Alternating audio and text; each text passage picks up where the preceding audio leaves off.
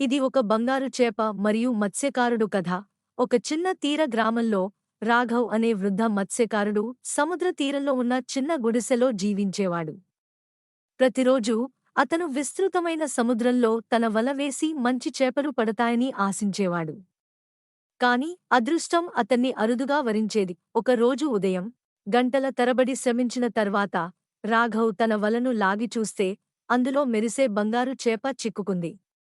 అతను ఆశ్చర్యంతో చూస్తుండగా ఆ చేప మృదువైన స్వరంతో మాట్లాడింది. దయచేసి మత్స్యకారుడా, నన్ను విడిచిపెట్టు.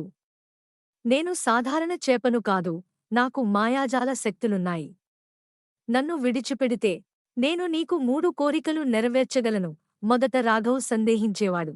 కాని అతను ఎప్పుడూ సాధారణ జీవన విధానాన్ని గౌరవించేవాడు.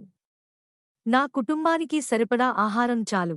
బంగారు చేప తన తొక్కను ఊపగా రాఘవ్ యొక్క బుట్ట నిండుగా కొత్త చేపలతో మారిపోయింది. రాఘవ్ ఇంటికి చేరుకున్నప్పుడు అతని భార్య ఆశ్చర్యానికి గురైంది. బంగారు చేప గురించి విన్న వెంటనే ఆమె హృదయం లోభంతో నిండిపోయింది. పెద్ద మహల్ కోసం అడుగు. రాఘవ్ తిరిగి సముద్రతీరానికి వెళ్లి బంగారు చేపను పిలిచాడు. నా భార్యకు ఒక మహల్ కావాలి. చేప వెనుకడుగు వేసినా కోరిక నెరవేర్చింది. ఒక క్షణంలో వారి చిన్న గుడిసె గొప్ప రాజమహల్గా మారిపోయింది. కాని ఆమె ఇంకా తృప్తి చెందలేదు. నన్ను ఈ దేశపు రాణిగా మార్చమని చేపను అడుగు. ఆమె మత్స్యకారుడిని ఒత్తిడికి గురిచేసింది. భయంతో రాఘవ్ చేపను మరోసారి కోరాడు. బంగారు చేప ఇక సంతోషంగా లేని విధంగా తన తోకను మరోసారి ఊపింది. లోభం ఎప్పుడూ ఆనందాన్ని ఇవ్వదు. ఒక్కసారిగా మహల్, ధనం అంతా మాయమైపోయాయి. మత్స్యకారుడు మరియు అతని భార్య మళ్లీ చిన్న గుడిసెలోకి వెళ్లిపోయారు. రాఘవ్ ఊపిరి పీల్చుకున్నాడు.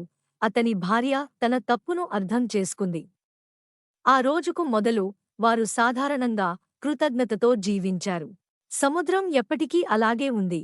కాని బంగారు చేప మళ్లీ కనబడలేదు.